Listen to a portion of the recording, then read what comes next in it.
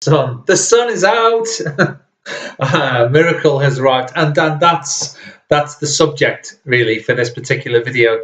We ask for a miracle sometimes, a miraculous part to our life to appear, and we see it coming out of the chaos sometimes in a random way.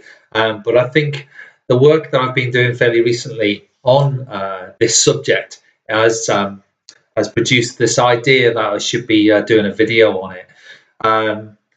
Now, the idea of miracle, I suppose, is something, if you've got a religious background, is where I suppose you first get your tasting of what miracles are or were. And I think it's really important at this point for me to define what a miracle is.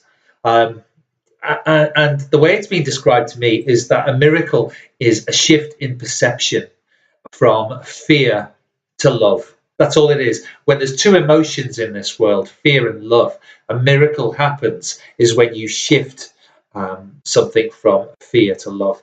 And I suppose, people have to hit certain points of their life where they think, please, a miracle now would be really good.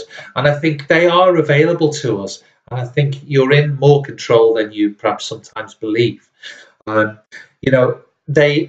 Miracles tend, for me, the way it's been described to me, and the way I'm now looking at miracles, is they arise from conviction.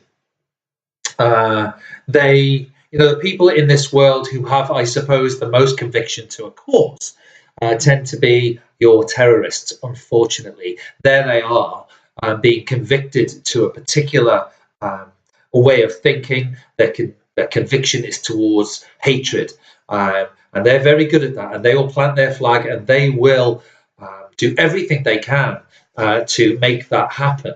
You don't get a sort of kind of casual terrorist, and yet we seem to be sort of kind of casual when it comes to our conviction towards shifting something from fear to love. We seem to be a little bit more, shall we say, selective in our approach. So, I think it's this shift that we've got to be convicted towards something that we're fearful of into something that we love.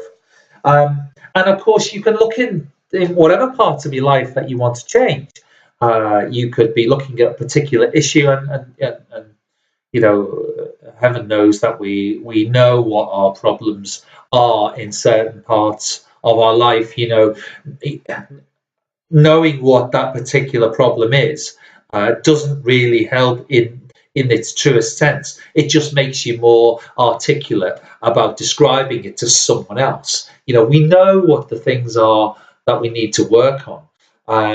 And my question here, I suppose, is, are you willing to relearn about that particular subject, that particular issue? Are you essentially teachable? And I mean that in, when we have experience of something that's not working, we tend to have, we come at it from a lack. Motivation is more in lack than anything else, and we have an agenda about what we want to achieve, and therefore we've been here before, so we kind of we're reducing the effectiveness of this teaching that's coming to us, this new idea, this new way of looking at things. And so we need to be looking at our motivation in terms of growth motivation, essentially. And so there are lots of things, as I said, that we know about in our lives. We know we should be doing things. We know we should be sorting out that filing cabinet. We know we should be sorting out the shed, and I can see the shed from here. There are things that I know that I should do, but you know what? I reckon that by not doing them, it doesn't feel to me to be a major problem. And so therefore, if we apply that logic or that thinking to the larger things in our life, someone would have to necessarily lead me by the hand to the shed to go and sort that out. But if I didn't do it, then you know what? I'm functioning. I'm getting things done. It's not knocking me for six.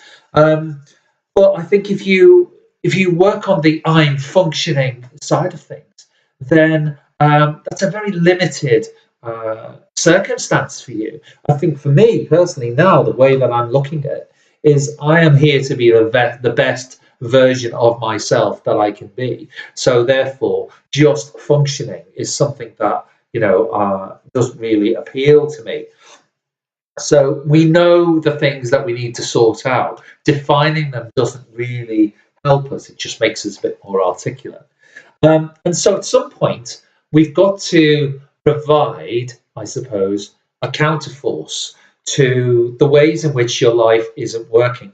Otherwise, you'll just continue to revisit these problems. They will show up and they will show up and they'll show up. So you have to provide a counterforce. So the more that you're thinking, perhaps in terms of lack, as I've said before in previous videos, what you think about expands, or what you think about you attract. So essentially, if you're thinking that there's something missing, then the universe is going to return that to you. It's going to say there are things missing. So you need to be coming from a different sort of perspective. So revisiting this and all the time is something that is perhaps going to keep it alive a little bit more. It's okay to spot something that is going on that you're not particularly happy with or you need a change. But it's also important not to dwell there, certainly not to lead with it. And I suppose in terms of our Western mindset, when something goes wrong in your life, then it's what are we going to do? What are we going to do? What are we going to do? It's that kind of idea. Whereas it should be more about who should I be? Who should I be? Who should I be in the coming days, weeks, months, etc. So it's this kind of shift that we need to be doing. We need to rather be thinking about what you should be doing. It should be how are you acting? How should you be going forward with this? There's a really wonderful analogy in terms of things that have gone wrong. About the poison in the forest. If there is a poison in a forest, then chances are that the solution or the antidote to that particular poison is never really far away. And I think if you consider your life as a forest and the problems that are within that forest, then you can see the connection there I'm trying to make is that the solution to your ills are never really that far away when you sit down and you be with them for a while. So what in terms of miracles is what this sort of video is about. Is you need to be showing up in these places in your life where you think they're not working. You need to be showing up more and attending to them rather than bringing them up, just looking at them and then putting them down and saying that doesn't work and then putting it down. The next minute that doesn't work and putting it down again. So you can have miracles, you can have this shift happening, but you can't keep arguing with perhaps your past. You can't keep being at odds with parts of your life that don't work. I mean, in A Course in Miracles, with Marianne Williamson's description of this, it says you can either have a miracle or a grievance. You can't have both. So it's up to you to choose what you do with this particular problem that you've got in your life, but you can't keep arguing with it. And it's some sense of, each day, for example, I've talked about waking up and feeling thankful. And a lot of people are, there's a lot of gratitude out there for the chance to do things again, for example. You wouldn't dream of waking up in the morning and not cleaning your teeth or getting a shower, or whatever it is, washing essentially yesterday's dirt off you, and then going out into the day. You need to be in a situation where you can start again, and that's part of the miracle workers repertoire, if you like. This idea that you can do something with today, and by this evening you would at least made a few small, albeit possibly sticky steps towards that desired life. So we have to be convicted around change. We have to have that commitment to it in order to sort of make that counterbalance swing. And it doesn't have to be a complex deal. It doesn't have to be layered with processes and steps and courses and seminars and books. It's truth and love and those kind of ideas are very simple. And complexity, as described to me, is of the ego. Well, in terms of complexity, the ego is looking for ways in which to trip you up. So it will layer on problems for you, fears and doubt and difficulties for you to get through this particular problem. When really, as Emerson said, you need to simplify, simplify, simplify. And so your thoughts need to be, I suppose, a little bit cleaner, a little bit purer, a little bit more precise, a little bit more simple, a little bit more personal to you, to what you're trying to achieve. So miracles are available to you. So, I mean, at the very basis point, we do have to take this idea of fear and move it into a love perspective. And that's what essentially a miracle is.